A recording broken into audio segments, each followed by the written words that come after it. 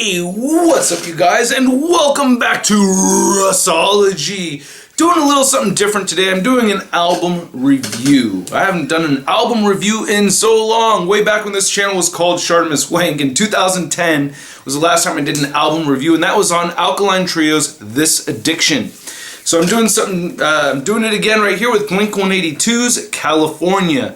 It's not any news now that Matt Skiba from Alkaline Trio has taken the place of Tom DeLonge from Blink-182. Tom DeLonge quitting the band, wanting to go hunt down UFOs, which is, I believe there's extraterrestrial life, man. I mean, you look how many stars there are, how many planets there are. I mean, they got to be out there. So good luck to you, Tom DeLonge. But damn, man. So we have this Alkaline Trio slash Blink-182 mashup over here. Travis is still on drums. Travis sounds great, an amazing drummer. I'm a drummer as well, if you don't already know that. So I'm going to be talking about Travis's drumming throughout this review. Before I really get into the review, please bear with me. I just want to give a little backstory on my thoughts of Matt coming in with the band and my thoughts of Blink-182, because they're actually a bit conflicted. For a long time I thought I hated Blink-182, but I came to the recent realization that I actually like Blink-182 a lot. I've always told myself that Blink-182 is for girls and sissies. That was my mentality. It's either not for sissies or I'm a bigger sissy than I ever thought, because as soon as I had gotten the news, and I didn't just figure this stuff out, you know what I mean, like months ago I knew about this. I was watching live performances of Blink-182 with Matt Skiba, and I'm watching these live shows and I'm like, oh, I know that song. Oh yeah, I remember that song. I like that song. Oh yes, that's a really good song. Oh yeah, I like that song a lot too. And I'm like, oh, am I a Blink-182 fan? Like, I know all these songs. But the thing that I really realized was that I didn't really like Tom DeLonge's voice that much. I mean, I like his voice somewhat, but I can only take it in a certain amount of doses. And it's just such a high register, so nasally, that it does get to me after a while. Another thought of Blink-182 that I didn't like, especially me being a drummer and everything, is that in me growing up, Blink-182 is known for being a terrible live band. Like, just a really shitty live band. Everybody would just talk about it like, oh yeah, Blink-182, yeah, but they suck live, you know? And I actually ended up seeing them play live at the Shoreline, and sure enough, they fucked up a bunch of times, man, and, you know, and I'd seen them play somewhere else, too. Travis did a pretty cool solo. He did this thing where another drum set came out from the middle of the crowd somewhere, and he was soloing. That was pretty sweet. But oh god, I think Travis's drumming has improved greatly over the last, since the last time I really paid attention to Travis Barker. I know he's been drumming the whole time, but man, he's gotten better. Not that he was bad in the past by any means. I've always liked his drumming. It's just that he wasn't really one of my favorite drummers. Okay, so speaking of him being one of my favorite, or not one of my favorite drummers, but I got to meet him when I was on tour. He was playing with the Transplants. I believe he was playing with the Transplants, right? That was Travis with Tim Armstrong and the DJ guy that passed away, unfortunately. I think that was the Transplants back then. But anyway, I got to meet him while we were playing Warped Tour as well, so our van was parked pretty close to their bus, and got to chat with him for a little bit, and I was like, man, you know, I've been on the road. This was back in 2005, and I see all these kids out there are just inspired by you so much, man. Everybody's even setting up their drum kits just like Travis. You know, they got all the flat cymbals and the low thing going. And he's like, oh, cool, right on, man, thanks. He's like, so who are you inspired by? And I'm like, oh, yeah, I kind of just insulted him. I didn't mean to, though. But I was like, oh, man, dude, Art Blakey, man. I love Art Blakey. He's like, Art Blakey? He's like, yeah. And I'm like, yeah, Art Blakey. You know the Jazz Messengers. They're like, no, I know who Art Blakey is. It's just that not a lot of people say that. I'm like, oh yeah, man, he's got those signature chops and everything, got that Art Blakey shuffle. Like, he's like, no, man, I like Art Blakey. I'm like, well, who'd you say is your big inspiration? He's like, oh, Steve Gadd. I really like Steve Gadd a lot. I'm like, oh, nice, man. Yeah, Steely Dan. I have Aja, dude. Great drumming. He's like, yeah, that's a great album. It was just so cool to just shoot the shit with Travis. I got something signed by him and everything when I got home from tour. I just gave it to my girlfriend at that time, you know what I mean? I'm not a Blink-182 fan, you know, here, to take it, you know, and she was like, oh my god, oh my God, he's so hot, Travis. And she, you know, she took it and everything. So kind of regret it now. I'm such a douchebag, you know what I mean? Like, no, I don't like Blink-182. The whole time I have been liking Blink-182. Alkaline Trio, I've been a big Alkaline Trio fan. Funny thing though is that the very first time I heard Alkaline Trio, I did not like them. I thought they were way too sissy. But then I guess later on, changed my mind. See, people change, man. You gotta change. You gotta go through phase. Some parts of you don't want to change, but you know, I don't know. My taste buds. I'm a huge broccoli eater, man. I love broccoli. Can't go back 20 years, I would not have been able to say the same thing, you know? Okay, over 5 minutes now, I have not gotten into the review. Last thing I want to say is that last time I saw Matt Skiba, I've met Matt Skiba several times just from me going to so many Alkaline Trio shows, so I'm a big Alkaline Trio fan. Matt was wasted and just acting an ass, and I think he'd already gotten through the divorce and everything, which is kind of funny because this addiction was about his relationship with his wife, but now they're divorced, and so you can tell he was just a mess. And just hanging out, talking, and got pictures with them and stuff, and then like these two black dudes are walking up the street, and he gets in front of them and goes, yo, yo, yo, yo. I'm like, oh, no, don't, jeez. I was really like, go chill, man, like chill. And then the dudes are just looking at each other like, the fuck. These guys don't know who Matt Skiba is. I was like, oh man, it was kind of funny because for a second he wasn't Matt Skiba of Alkaline Trio. For that brief moment, he was like the dude that, you know, he was like your homie's homie that like just started acting a fool and you don't want to see him get his ass kicked. You know what I mean? I'm like, yo, chill, Matt. Like, what the fuck is wrong with you, white boy? Like, what are you doing? But anyway, okay, on to the review. I think, so mentioning Drunk Matt, I think this is a very good thing for Matt Skiba, and hopefully this helps complete him. So anyway, going on to the review, I have all my notes right over here. We're going to start with Cynical, and I'm not going to blab on too long. I'm going to really try not to blab on too long with each of these, but I'm just going to say, off the bat, I really like this album a lot. When I first heard about Trio, or Matt joining Blink-182, I was a little cynical about it, but I really like this album a lot. So anyway, Cynical, one of my favorite tracks. I guess this is the one that's being played on the radio. My wife tells me I don't listen to the radio, but I hear this is on the radio. I love that it starts with Mark, okay, just playing the bass, which is great, and you get a little bit of Matt in the backup vocals, but then it hits really big with Travis on drums. And I really like this track because not only is it catchy, but all three members of the band have a strong moment to shine. Again, it starts with Mark, then we get Travis coming in, awesome drums, even though he makes a little mistake, right? And they included that, even though I don't think the drumming was actually a mistake, because seeing that live, it sounds very similar.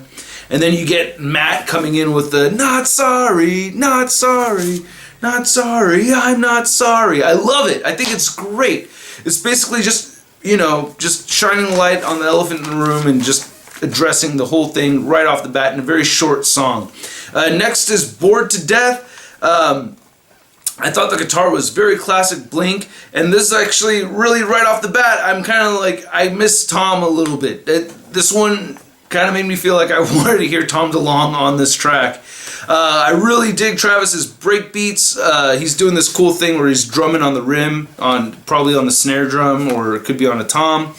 But yeah, on the choruses, I felt like I missed Tom DeLonge. Travis sounded great, and then there's this part with the letdown. Yeah, I'm kind of a bit of a letdown. I don't know. It'd be kind of neat to use that little clip for like a big time letdown Spider-Man little music video clip. I saw somebody do something music video-ish with Weezer on the Instagram. I don't know, kind of inspiring. Next track is She's Out of Her Mind. We get a lot of woes on this one right after Bored to Death that had a lot of woes. So my first impression was like, damn, okay, woes. All right, Matt has got the woes. He's been hired to be in Blink-182 as the woe man. And that was my first impression. But I like the song. It's okay. Travis has some really cool, he has this really cool part where he's playing the hi-hat, 16th notes on the hi-hats for hella long, and then it goes on to the snare drum for hella long. So very impressive drumming from Travis on that one.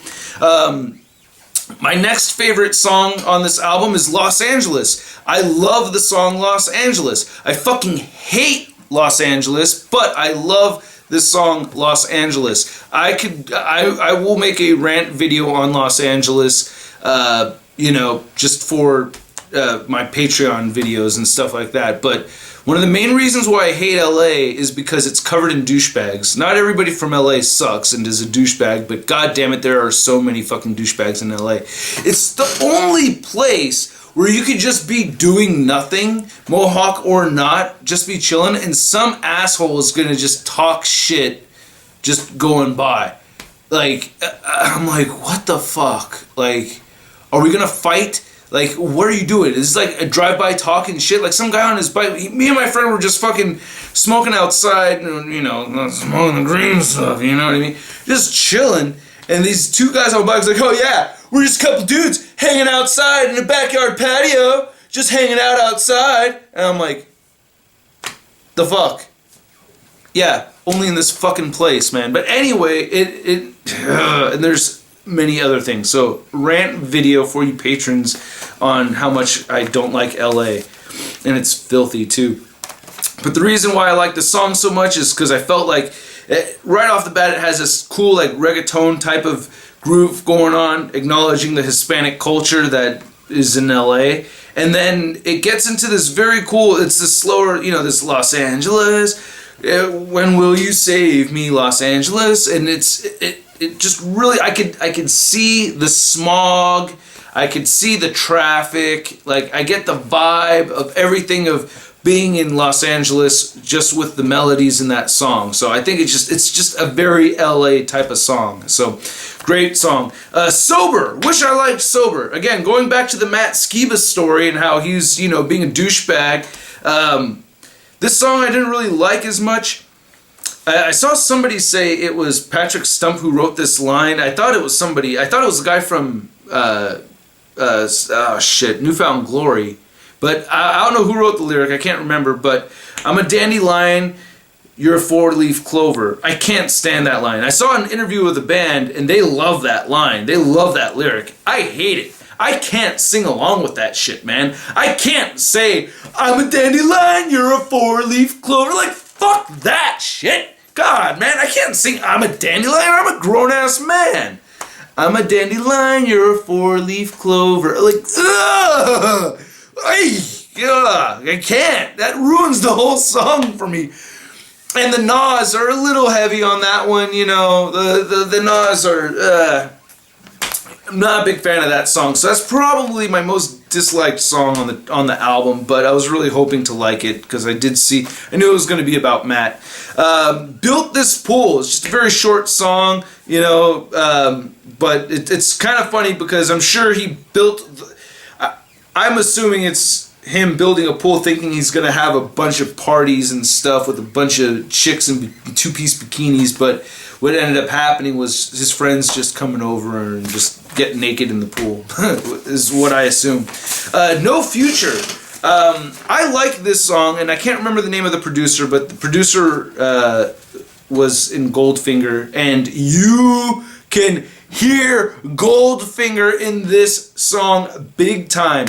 Actually, one of my big complaints about this album overall is I feel like we have over-processed vocal tracks. Like, the gang vocals are just way too much.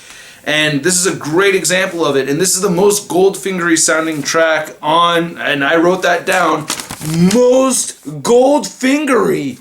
Yeah, the most Goldfingery track on this album by far.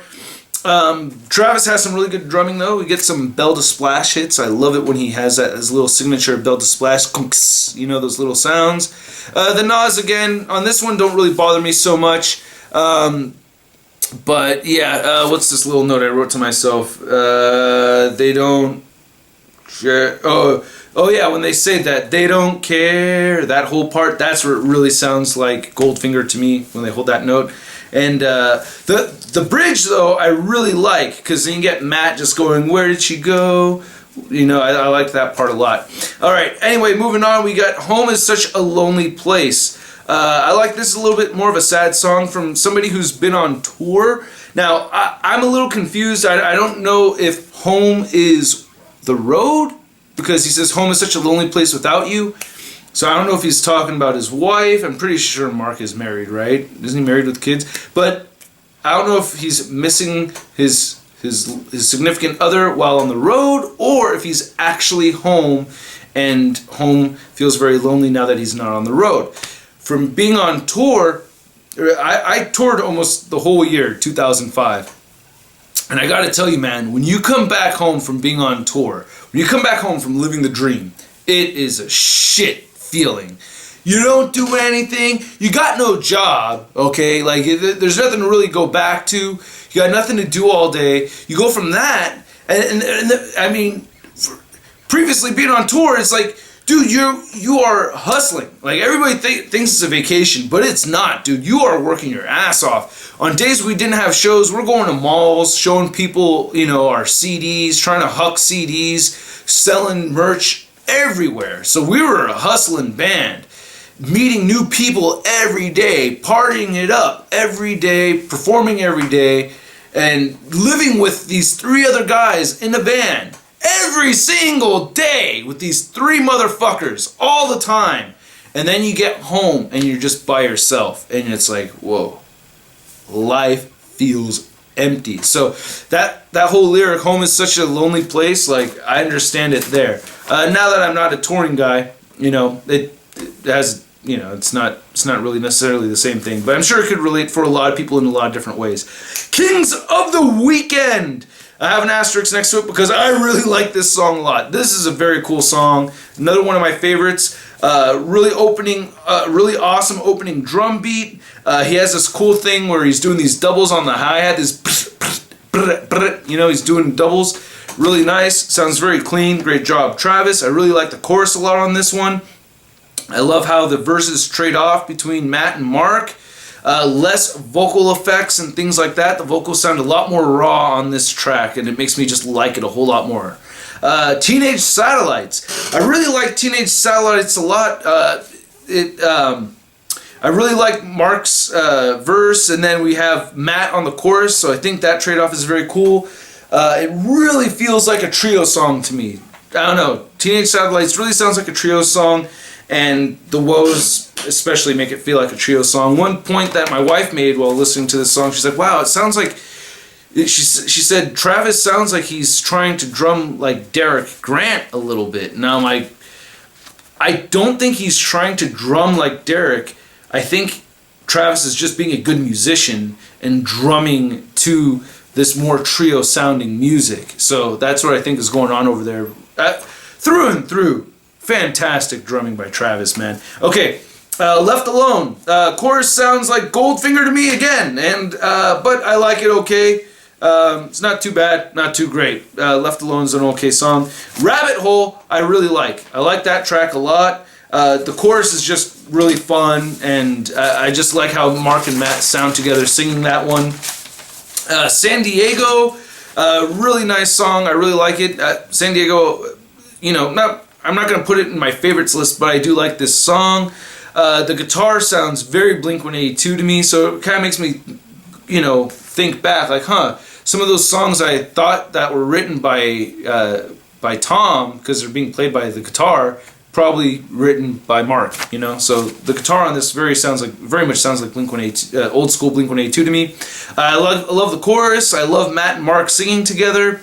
I like how on this track Mark echoes Matt. Like early on in the album, you really hear mostly Matt echoing Mark in the choruses, but with this one we get a lot of we get Mark echoing Matt, which I think is very cool. I love the bridge. The bridge sounds like trio all the way in this one. There's this Ocean Blue lyric from Matt. You know it's Matt because Trucks and Trains from Here to Infirmary, he's got the Ocean Blue lyric going on. Feel the ocean blue. We got the ocean blue again over here.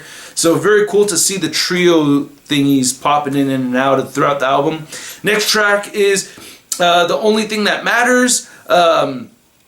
Less effects on the vocals for the verses. I like the trade-offs. I like trade-offs with vocals a lot. When it's done tastefully, it's really cool. The bass line is very nice. It reminds me of something from Dude Ranch, so very punk type bass line, Blink-182 punk bass line anyway. And I really like Matt's lyrics in this one. It reminds me of Alkaline Trio again. And as I bring up Alkaline Trio, it's like it's a new weird version. It's its own thing. It's the influence of Alkaline Trio. Not that it sounds just like Alkaline Trio, because that's not what I want from this album. This is a Blink-182 album. Then the last official track is California, which is a great closing track, the title song. What was I say? I really dig. Oh yeah, Travis has this really cool hi-hat pattern with doubles and triplets. It almost sounds like a drum machine. Pretty sure it's just Travis, but it sounds really good. He has this, he's doing these triplets and everything with doubles. Sound really nice. It's a sweet ballad. Their vocals sound great together. I love the lyric where it says, living in the perfect weather, spending time inside together. Yes. Calling out, it's just an awesome lyric. Yeah, we need... One reason why I like working at Guitar Center and I like to walk through the shittiest part of town is that I'm outside. I like to get forced to be outside, especially in the perfect weather out here. And then it has a big closer, a lot of drum fills and stuff like that, and it has this feeling that you're at a live show and they close big the album this way. It's awesome. It kind of reminds me of Rancid's 2000 album with Golden Gate Fields, you know what I mean? Like, not as much in that case because, Tim does this whole thing, yeah, we're signing out for now, catch you guys later, you know what I mean? You almost get that vibe with this, so please don't get too pissed off that I mentioned such a raw punk album compared to this very pop punk album right here. Alright, and then the very last bonus track is Bohemian Rhapsody, super short song again. It's a funny kick-ass little song. Perfect example of the overproduced vocals I don't like, though. So that, you could hear the can't put my finger in it. This is like super hardcore on the vocals, man. Just too much. So I have my gripes about this album, but for the most part, man, I really do like it. Nothing cringe-worthy, things I didn't like, but nothing too bad. I highly recommend you pick this album up if you're a Blink-182 fan or an Alkaline Trio fan. Seeing them perform Cynical live on YouTube, fucking awesome. I love it. I like the dynamic. It seems like Matt and Mark don't have the same chemistry as far as humor goes, though. You know what I mean? Like, you see old interviews of Matt and Mark, and they're just hilarious, bouncing off each other. Not so much with Matt and Mark, but, musically, I think they sound great. One last thing I want to say is that I really felt like Tom did bring the band down a little bit as far as performance goes. Tom fucked up a lot, man. And he just made the band sound shittier than I really think they deserve to be called. I mean, I just knew them as a shitty live band. Saw them play live, and they fucked up plenty. But with the new lineup, with Matt on board, it really makes me realize that it really wasn't the whole band. It was just Tom fucking up, like a whole bunch. Maybe the way he held his guitar so low. So I think the band sounds better than ever. I think this is the best they've ever sounded. I really like it a lot. Sometimes I get confused between their vocals. It takes me a second, but I think that's just from, the overproduction of the vocals. They can get so overproduced sometimes that you don't know who's singing. You know what I mean? Alright, I hope you guys enjoyed this review, about a 20-minute long video. Hope you liked it. Hope you stuck through it. And if you want more album reviews like this, let me know. I may do more. Or I may not. Alright, I'll catch you guys later. Peace!